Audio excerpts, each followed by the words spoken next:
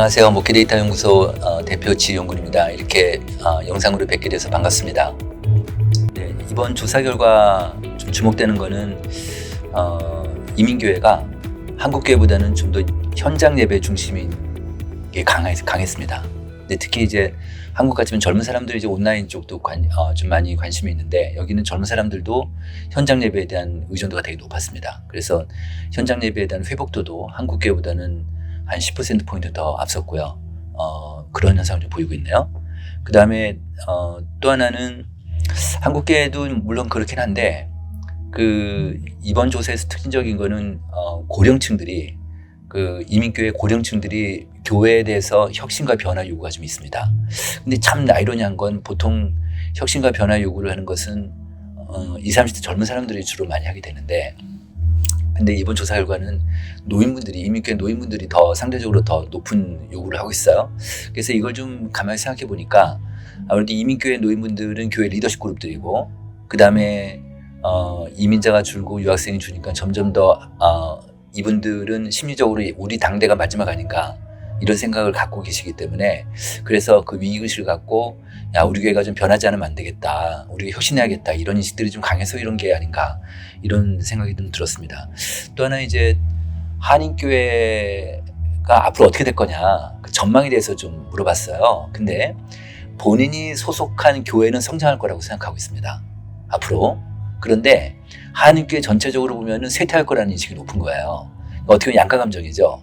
그러니까 우리 교회, 내 교회는 성장할 거라고 보고, 한인교회 전체적으로 쇠퇴할 거라고 보는데, 그런데 이 쇠퇴할 거라고 보는 이유, 쇠퇴할 거라고 보는 분들을 분석을 해보면, 이번에 저희가 뉴욕도 조사했고 LA도 조사했고 시카고, 이렇게 3개 지역을 주로 조사했거든요. 근데 시카고 지역이 쇠퇴 전망이 제일 높아요. 네, 그렇게 나오고 있습니다. 다시 얘기하면 이제 그만큼 근데 뉴욕도 좀 비슷하긴 한데 시카고가 좀 더 높긴 해요. 그러니까 LA 같으면 그래도 많이 한국과 계속 한국이랑 같이 교류도 하고 막 그래서 그런지 좀 덜하긴 한데, 이민자나 유학생이 좀 어떻게 보면 더 들어오지 않고 파이가 더 커지지 않는 게 뉴욕이나 시카고 비슷한데, 어쨌든 시카고 교인들은 더 쇠퇴할 거라는 그 응답이 높은데요. 그런데 이번 조사에서 하나 특이한 사항을 저는 이제 조사 분석가로서 하나 발견한 게 있어요. 어떤 거냐면, 쇠퇴하는 이유를 물어보니까 그 이민자가 감소하고 유학생이 감소하기 때문에 쇠퇴할 것이다라는 응답이 저는 굉장히 높을 줄 알았어요. 근데 생각보다 높지가 않았어요. 한 25% 정도밖에 안 됐고요. 두 번째가 뭐냐면, 한인교회가 시대의 흐름을 쫓아가지 못한다는 이유가 두 번째로 높았어요. 세 번째는 뭐냐면, 교인들의 영성이 약화돼서 교회가 쇠퇴할 것이다, 이렇게 대답한 거예요. 그 다음에 네 번째는 뭐냐면, 세속화를 얘기를 했습니다. 그러니까 두 번째, 세 번째, 네 번째를 합하면 거의 50%가 넘어요. 그러니까 다시 얘기하면, 지금 한인교회가 쇠퇴하는 게 이민자가 줄고 유학생이 주는 게 절대적이지 않구나, 라는 걸 제 눈에 발견이 된 거예요. 아마 여기 현장 목사님들은 그렇게 이해하실지 모르겠지만, 어쨌든 데이터상으로 이렇습니다. 이 얘기 뭐냐면, 지금 파이는 똑같지만, 제가 목사님들하고 좀 상담을 해보고 인터뷰를 해보면, 좀 이쪽 지역 시카고만 하더라도 교회 다니는 사람 전체 한인 중에서 한 10% 남짓밖에 안 된다고 말씀들 하세요. 그럼 나머지 90% 가까이가 교회 안 나가는 사람들일 거 아니에요. 이들이 우리의 어장이고 전도 대상자다. 근데 이들을 계속적으로 우리가 열심히 노력을 하고 전도 훈련도 받고 전도 훈련을 해서, 그래서 이들을 전도하지 못하고 가만히 맹놓고 있는 게 아닌가, 이런 느낌이 좀 들었어요. 그리고 이제 괜히 유학생이 없고 그다음에 이민자가 줄고 뭐 이런 거 핑계만 대는 게 아닌가, 이런 생각이 들었습니다. 어떻게 보면은 그건 이제 외부적인 환경 요인이고, 내부적으로는 우리가 내부적으로 이걸 고칠 수만 있다면 얼마든지 더 전도할 수 있고 더 선교할 수 있고 이럴 수 있는데, 이런 것들이 제 눈에 좀 보였습니다. 이런 것도 좀 특별한 그런 발견사항이고요. 그다음에 이제 저희가 EM 사역자한테도 조사를 해봤어요. 이번에 EM 사역자가 좀 아무래도 한인교회를 좀 더 객관적으로 볼 수 있는 그룹이겠다 싶어가지고 EM 사역자 조사를 했는데, EM 사역자들 눈에는 EM 사역은 앞으로 계속 커갈 거라고 생각하고 있습니다. 그러니까 쇠퇴보다는 EM 사역이 더 커갈 거라고 생각하고 있고요. 그 다음에 KM은 EM 사역자들도 쇠퇴할 거라고 생각하고 있어요. 그런데 EM하고 KM을 합해가지고, KM하고 EM하고 합해서 한인교회가 앞으로 어떻게 될 거냐 물어보면, EM 사역자는 성장할 거라고 대답하고 있어요. 이게 또 하나 이번 조사에서 하는 특이한 사항입니다. 다시 얘기하면 뭐냐면, 지금은 우리가 시소를 탈 때 KM이 좀 더 많은 무게중심이 있고 그 다음에 EM이 약한데 어느 순간에 이제 EM이 더 올라갈 거 아닙니까? 어느 순간에 이제 EM이 더 성장할 거고 KM이 줄어들 텐데 그러더라도 EM하고 K하고 손만 잘 잡으면 그럼 같이 갈 수 있겠다. KM이 무너지는 게 아니다. 한윤계는 성장할 수 있겠다. 이런 시각이 EM 사역자한테 눈에 보인 거예요. 이런 것들이 좀 우리가 잘 좀 생각하고 좀 같이 갔으면 좋겠다는 생각이 들었고요. 그럼 이제 EM 사역자들한테 그럼 앞으로 EM 사역이 어떻게 변할 거냐를 보니까 아시안 사람들, 아시안 중심으로 해서 이 멀티 에스닉으로 변할 것이다. 이런 응답이 높았습니다. 그래서 그러면, 그리고 또 하나는 뭐냐면 이제 앞으로 한인교회가 미래는 어떻게 보냐고, 한인교회의 미래를 위해서 준비할 사항이 뭐냐. 이렇게 그 EM 사역자들한테 물어보고 한인교회 교인들한테 물어봤더니 두 그룹 다 뭐라고 대답하냐면 KM하고 EM을 교류를 잘해야 된다. 이렇게 얘기하는 거예요. 소통을 잘해야 된다. 이 얘기는 뭐냐면 앞으로 한인교회가 무너지지 않으려면 다시 얘기하면 EM이 없다면 한인교회 무너질 거예요. 그러니까 EM을 잘 잡고 EM을 잘 활용하셔서 한인교회 가야 되는데 결국은 궁극적인 방향은 멀티에스닉 아닌가 이런 생각이 좀 들었습니다. 그럴 때 EM 사역자들하고 교인들한테 앞으로 한인교회가 어떻게 갔으면 좋겠느냐 그 한인교회 미래를 위해서 뭘 준비했으면 좋겠냐 그랬더니 EM하고 KM하고 손잡아야 된다. 교류를 해야 된다. 소통해야 된다. 이런 인식이 높았던 거예요. 이런 걸 보면 앞으로 EM이 없는 한인교회는 결국 무너질 것 같다. 문 닫을 것 같다. 이런 생각이 드는 거예요. 그러니까 결국은 EM이 백업이 돼야 한인교회가 계속 갈 것이다. 이렇게 좀 이런 생각이 좀 들었고요. 그러니까 제가 좀 전에 얘기했던 대로 좀 전에 말씀드린 대로 전도가 되게 중요한데 제가 볼 때는 한인 이민교회가 전도에 대한 역량이 부족하다는 느낌이 들었어요. 아주 적극적으로 전도 활동을 한다든지 그 전도대를 파견한다든지 이런 것들이 제 눈에는 잘 안 보였거든요. 이거는 그러니까 만약에 제가 목회를 한다고 하면 소그룹을 통한 전도 활동을 열심히 했으면 좋겠어요. 그러니까 그렇게 좀 하는 그런 목회 전략으로 가고 싶어요.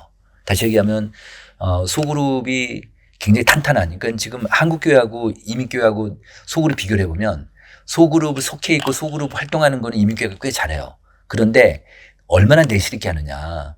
소그룹 안에서 그 교인들이 얼마나 변화가 되고 감동을 받고 그다음에 그 안에서 삶을 얼마나 제대로 나눌 수 있는가. 자기 고민을 얼마나 오픈할 수 있는가. 이런 측면에서 한국교회가 더 나은 것 같아요. 그 이민교회는 이번 데이터로 보면 좀 약간 형식적인 게 좀 있거든요. 근데 이런 걸 타피하고 이런 걸 좀 이런 극복해서 그러니까 소그룹을 정말 소그룹답게 자기 삶을 나누고 이 안에서 전도가 되고 그러니까 소그룹이 전도의 거점이 돼야 되거든요. 그러니까 소그룹이 그냥 친교로 머무르는 게 아니라 전도의 거점까지 가는 그런 목회를 좀 하고 싶다 이런 생각이 좀 들었습니다. 네. 그러니까 한인교회 목회자들한테 제가 부탁을 드린다면 지금 그 한국교회보다는 한인교회가 공동체성이 굉장히 강해요. 확실히 왜냐하면 교회밖에 나가지 않고 이 안에서 움직이기 때문에 어떻게 보면 좀 부정적인 얘기로 개토가 될 수도 있지만 어제 이 안에서 공동체성이 되게 강한데 이걸 활용해서 온 교인이 친교 중심으로 갈 게 아니라 이 안에서 북구성 하나 가졌으면 좋겠다. 예를 들어서 우리가 사막 여행자가 있는데 사막 여행자가 그 나치판이 없을 때는 뭘 보고 갔냐면 북구성을 보고 갔어요. 별 보러 갔단 말이에요.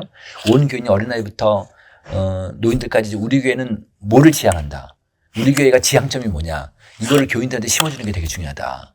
그래서 온 교인이 북구성을 가고 가야지만 하나로 사역적으로 하나로 얼라이먼트가 되면 그만큼 사역적인 열매가 좀 있을 것이다. 이렇게 보는 거죠. 그러니까 그냥 뭐 여기가 좋사오니에서 그냥 이 안에서 그냥 머물러 있는 게 아니라 계속적으로 치고 나가고 그다음에 교회 밖으로 나가고 그다음에 이웃에 대해서 눈도 돌리고 이런 그다음에 또 하나는 제 목사님께 말씀드리고 싶은 건 이거였어요.